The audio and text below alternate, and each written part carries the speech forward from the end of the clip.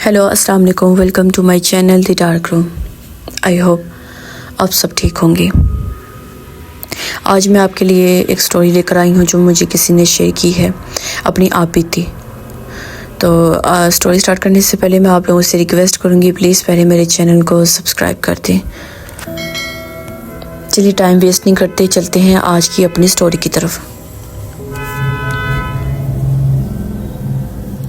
जैसे कि मैं अमलियात का तालिब इल्म हूँ और इस इल्म में दिलचस्पी रखता हूँ, इसलिए कई सालों से इसी दौड़ धूप में हूँ।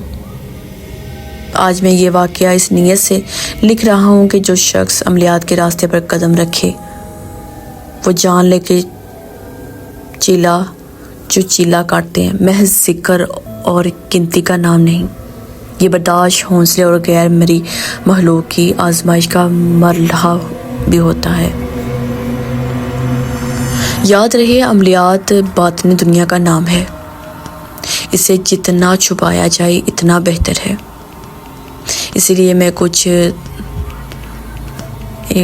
ना आपसे बातें शेयर करूँगा।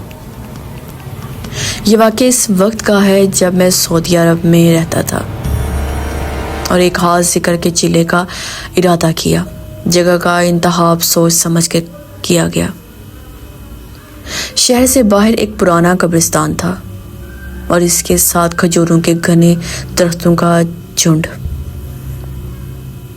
दिन में तकरीबन वहाँ कुछ खास महसूस नहीं होता था, मगर मगरिब के बाद फ़िज़ा बदल जाती थी। परिंदे करीब नहीं बैठते थे और अजीब बात यह थी कि दरख्तों के नीचे रेत हमेशा हमवार मिलती, जैसे रात को कुछ चलता हो।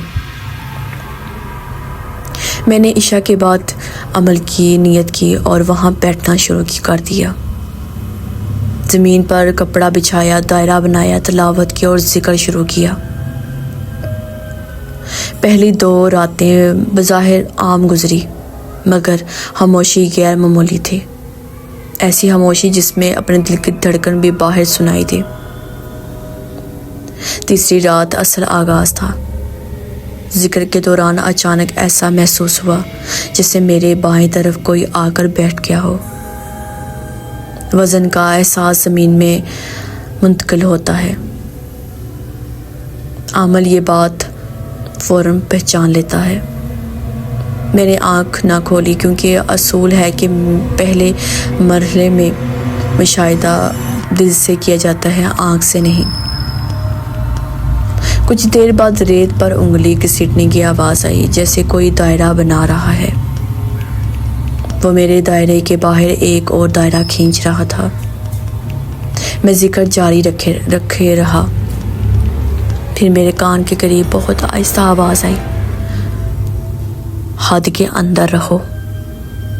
आवाज़ खुश्क थी, जैसे गले से नहीं मिट्टी से निकल रही हो। मैंने आयतल कुर्सी पढ़ी, आवाज़ बंद ना हो गई हो, मगर फ़िज़ा भारी हो गई। 5वीं रात मैंने पहली वाज़िया खिलाफ़ मामूल चीज़ देखी। शमा की लो सीधी चल रही थी। अचानक एक तरफ झुक गई, जैसे किसी ने मुंह से फूंक मारी हो, मगर हवा बिल्कुल नहीं थी।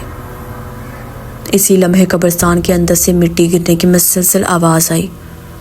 जो शख्स कभी रात के वक्त कब्रिस्तान के करीब ना बैठा हो और इस आवाज़ को बर्दाश्त नहीं कर सकता, कि आम आवाज़ नहीं होती। इसमें अंदर से दबाव महसूस होता है। मैंने ज़िक्र की रफ्तार तेज़ की और आवाज़ भी तेज़ हुई। जब तिलावत बुलंद की तो आवाज़ रुक गई।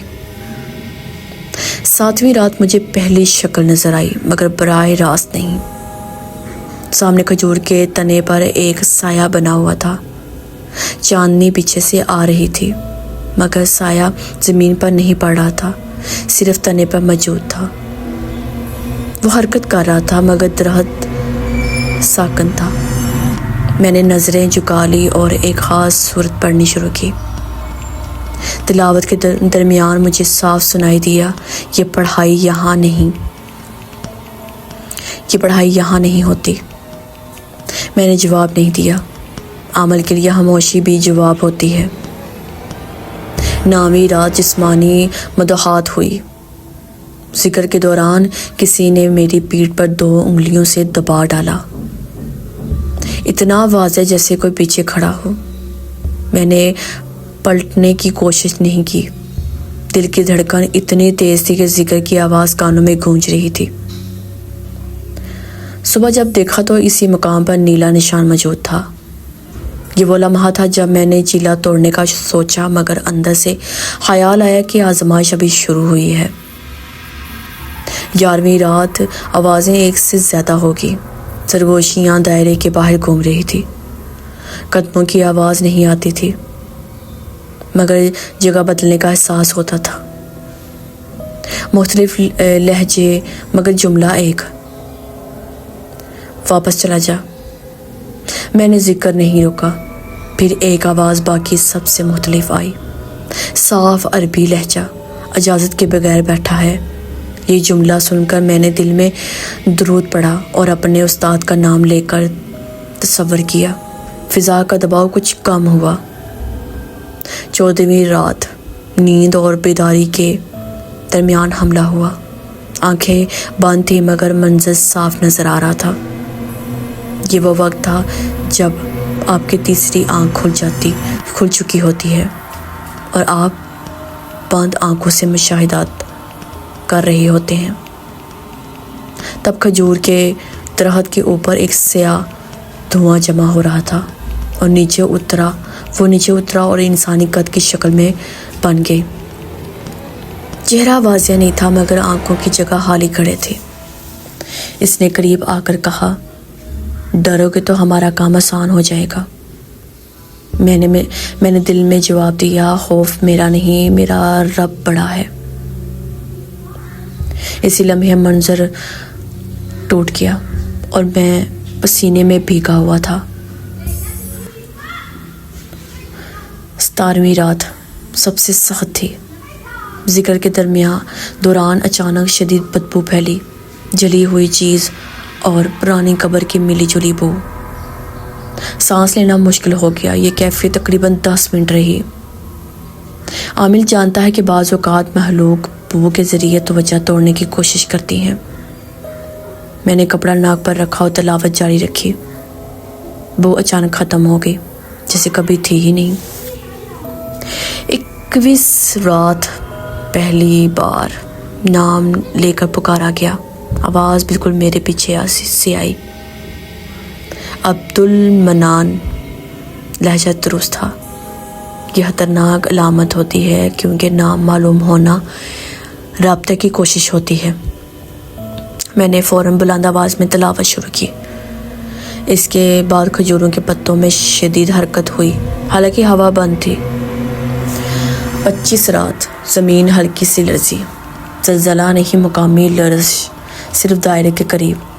میری تسبیح ہاتھ سے گری، اٹھانے کے لیے جھکا تو صاف قدموں کے نشان دائرے کے باہر بنے ہوئے تھے، ننگے پاؤں مگر انسانی قدم سے لمبے۔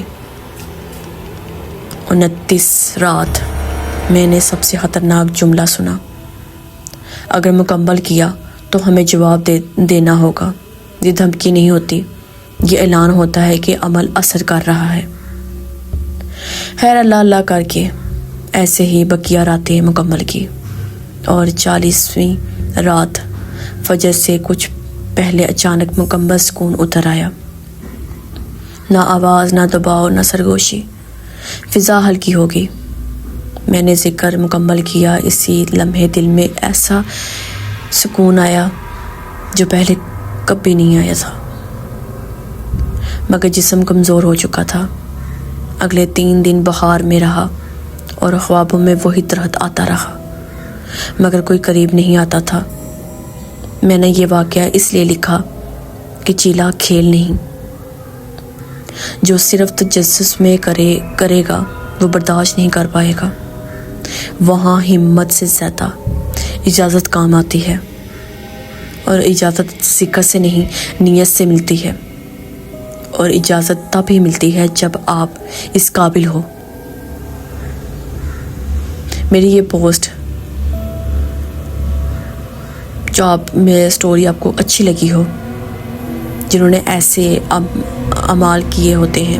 باقی اگر آپ اس طرح کی روز مطلب سٹوریز سننا چاہتے ہیں، پڑھنا چاہتے ہیں، so please please please please میرے چینل کو سبسکرائب کریں اور میری ویڈیو اپنے دوستوں سے شیئر کرنا مت بھولیے گا، کیونکہ مجھے آپ لوگوں کی سپورٹ کی بہت زیادہ ضرورت ہے. انشاءاللہ میں ایسی زبردست ہارر سٹوری کے ساتھ دوبارہ حاضر ہوں گی. اپنی ڈھیر ساری دعاؤں مجھے یاد رکھیے گا، اور ہاں مجھے کامنٹ میں ضرور بتائیے گا کہ آپ کو میری سٹوری آج کی کیسی لگی ہے. اللہ حافظ.